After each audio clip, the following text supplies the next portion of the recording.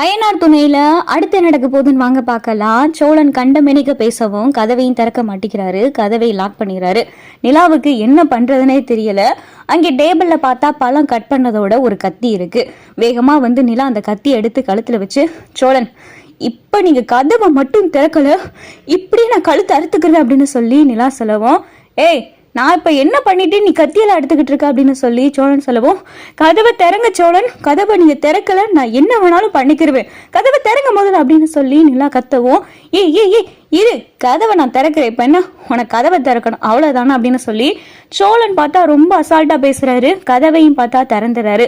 நிலா கத்தியை கீழே போட்டு வேகமா ஓடியாராங்க. இங்க பல்லவன், சேரன், பாண்டியன் எல்லாரும் படுத்து கிடக்கவும், அண்ணே அண்ணே ஏந்திரிங்க அப்படின்னு சொல்லிட்டு நிலா உசுப்பவும், என்னப்பா நிலா என்னப்பா இந்த நேரத்துல அப்படின்னு சொல்லி சேரன் எல்லாரும் பதறி எந்திரிக்கவும், அண்ணி என்னாச்சு நீ அப்படின்னு சொல்லி இங்க பல்லவன் கேட்கவும், பாண்டியனும் வேகமா எந்திரிக்கிறாரு. அண்ணே ரூமுக்குள்ள பாருங்க அப்படின்னு சொல்லிட்டு நிலா சொல்லவும், ரூமுக்குள்ளயா என்னப்பா அப்படின்னு சொல்லி சேரன் போய் பாக்குறாரு. அங்கே போய் பார்த்தா சோழன் நிக்கிறாரு. டேய் நீ இங்க என்னடா பண்ற அப்படின்னு சொல்லி சேரன் கேட்கவும், அண்ணே இது எதுவுமே சரியில்லைண்ணே, அவர் குடிச்சிட்டு ரூமுக்குள்ள வந்துட்டாரு, வந்து என் பக்கத்துல படுத்தது மட்டும் இல்லாம நான் எந்திரிச்சு இவர் வெளியே போன்னு சொன்னதுக்கு இவர் கதவை பூட்டிட்டாரு, கதவை பூட்டி கதவையும் திறக்க மாட்டேன்ட்டாரு, நீ என் பொண்டாட்டி நான் உன் புருஷன் அப்படின்னு சொல்லி பேசிக்கிட்டு இருக்காரு, எனக்கு இங்க இருக்கவே பயமா இருக்குண்ணே அப்படின்னு சொல்லி நிலா பார்த்தா அழுக ஆரம்பிச்சுறாங்க. சேரன் பார்த்தா சோழனை போட்டு சப்பு சப்புன்னு கண்ணத்துல அரைகிறாரு. என்னடா நினைச்சுக்கிட்டு இருக்க, என்ன பண்ணிக்கிட்டு இருக்க நீ அப்படின்னு சொல்லி சேரன் கேட்கவும், போதுனே சும்மா கையெடுனே அப்படின்னு சொல்லிட்டு இங்க சோழன் பார்த்தா சேரனுடைய கையை தட்டி விட்டுறாரு. என்ன நினைச்சுக்கிட்டு இருக்கீங்க இருக்க எல்லாரும், நீ என்னமோ அவளை தங்கச்சின்னு சொல்றதும், அவ நம்ம அண்ணி அண்ணின்னு உருகிறதும், வீட்டுல இருக்கிற எல்லாருமே அவளை போட்டு சுத்தி மொச்சுக்கிட்டே இருக்கீங்க. நான் அவளுக்கு தாலி கட்டின புருஷன், அவ என் பொண்டாட்டி, ரிஜிஸ்டர் மேரேஜும் பண்ணியிருக்கோம், 2 பேரும் சட்டப்படி புருஷன் பொண்டாட்டி, இதுக்கு மேல என்ன வேணும்? அப்ப அவகிட்ட எனக்கு இல்லாத உரிமை என்ன உரிமை?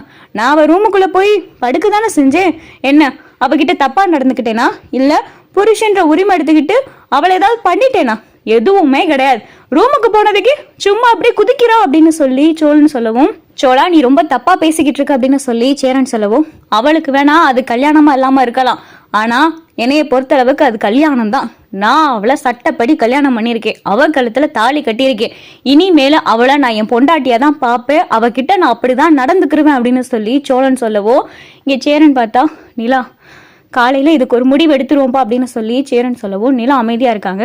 சரி நிலா உள்ள போய் தூங்கட்டும், நீ வெளியே வா அப்படின்னு சொல்லி சேரன் சொல்லவும், இல்லனே நாளா வெளியே வர முடியாது, அவளே என் கூட வந்து படுக்க சொல்ல அப்படின்னு சொல்லி சோழன் சொல்லவும், டே சோழா உனக்கு அவ்வளவுதான் மரியாதை, வெளியே வா அப்படின்னு சொல்லி சேரன் சொல்லவும், பல்லவனும் பார்த்தா அண்ணே வெளியே வானே அப்படின்னு சொல்லி பல்லவனும் சேரனும் இங்க சோழனுடைய கையை பிடிச்சு வெளியே கூட்டிட்டு வந்துடுறாங்க.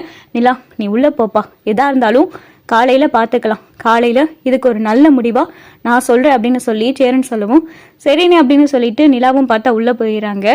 காலையில பார்த்தா சீக்கிரமே சேரன் எந்திரிச்சிட்டு காஃபியெல்லாம் எடுத்துட்டு வந்து, நிலா உன்னுடைய பேக்ல எல்லா துணியும் எடுத்து வச்சுக்கப்பா, இந்த காஃபியை குடி, மனசு ரொம்ப வருத்தப்பட்டு தான் சொல்றேன், நீ இனிமேலு இங்க இருக்க வேணாம்ப்பா, எனக்கு தெரிஞ்ச ஒரு ஹாஸ்டல் இருக்கு, அனீஸ் கிட்ட தான் அந்த ஹாஸ்டலை பத்தி கேட்டு தெரிஞ்சுக்கிட்டேன், நான் நைட்டே அனீஸ்க்கு ஃபோன் பண்ணி எல்லா விவரத்தையும் கேட்டுட்டேன், நம்ம இன்னைக்கு அந்த ஹாஸ்டல் போயிடுவோம், நீ இனிமேல் அந்த ஹாஸ்டல்லே இருப்பா, நீ இனிமேல் இங்க இருக்க வேணாம் அப்படின்னு சொல்லிட்டு சேரன் சொல்லிக்கிட்டு இருக்காரு. பல்லவன் தூங்கிக்கிட்டு இருக்காரு. ஹாஸ்டல் அப்படின்னு கேட்டதுமே வேகமா பல்லவன் எந்திரிச்சு, அண்ணே என்ன சொன்னப்ப, அண்ணி ஹாஸ்டல்ல சேர்க்க போறீங்க அப்படின்னு சொல்லி பல்லவன் கேட்கவும், ஆமாடா பல்லவா, இனிமேலு இந்த பொண்ணு இங்க இருக்க வேணாம், பாவம் என்னதான் பண்ணும் அந்த பொண்ணும், ஒரு பொண்ணால இருந்துட்டு இத்தனை பசங்க மத்தியில் அந்த பிள்ளை இருக்கிறதே பெரிய விஷயம், பத்தாவதுக்கு இப்ப சோழன் குடிச்சிட்டு வேற வந்து அந்த பொண்ணு கிட்ட என்னென்னமோ பேசி உள்ள போய் கதவை புட்டி அந்த பொண்ணு மனசு எவ்வளவு கஷ்டப்படும், நீ போப்பா, போயிட்டு பேக்ல எல்லா துணியெல்லாம் எடுத்து வச்சுட்டு ரெடி ஆயிட்டே நீ கூப்பிடு, நம்ம ஹாஸ்டல் போயிட்டு சீக்கிரமே கிளம்பிடு, ஹாஸ்டல் போயிட்டு நீ ஹாஸ்டல்ல உன்னை சேர்த்துட்டு அதுக்கப்புறமா நீ உன்னுடைய வேலை பார்க்க ஆஃபீஸ்க்கு போப்பா அப்படின்னு சொல்லி சேரன் சொல்லவும், சரிண்ணா அப்படின்னு சொல்லி இங்க நிலாவும் சொல்லிடுறாங்க. இங்க பார்த்தா பல்லவன் ரொம்ப கவலைப்பட்டு கண்ணெல்லாம் கலங்கி ஒரு மாதிரி சோகமா ஒரு இடத்துல உட்காந்துருக்காரு. பாண்டியன் பார்த்தா எல்லா விஷயத்தையும் கேள்விப்பட்டு ரொம்ப கோவப்படுறாரு. சோழன் கிட்ட வேகமா வராரு. டே சோழா எந்திரிடா, டே சோழா எந்திரிடா அப்படின்னு சொல்லிட்டு சோழன் தூங்கிக்கிட்டு இருக்காரு. சோழனை பார்த்தா அடிச்சு உசுப்பி எதிரிக்க வைக்கிறாரு.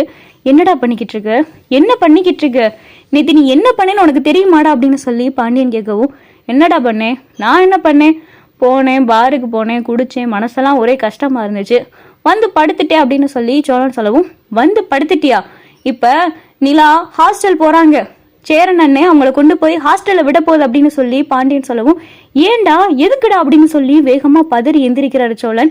நீ பண்ண அக்கப்போருக்கு அவங்க இவ்வளவு தூரம் இந்த காலையில இங்க இருக்கிறதே பெருசு. அவங்க விட்டா நைட்டோட நைட்டே கிளம்பி இருக்கணும். அண்ணன் தான் ஏதோ பேசி ஈசி நைட் அவங்கள இங்க இருக்க வச்சிருக்கு. இப்ப அண்ணன் அவங்கள ஹாஸ்டல் கூட்டிட்டு போகுது அப்படின்னு சொல்லி பாண்டியன் சொல்றாரு. வேகமா பார்த்தா சோழன் சேரன் கிட்ட வந்து, என்னன்னே என்ன நிலாவ ஹாஸ்டல்ல சேர்க்க போறேன் அப்படின்னு சொல்லி சோழன் சொல்லையில சேரன் பார்த்தா ரொம்ப கடுப்பாய் பலார்னு ஒரு அறை விட்டுறாரு.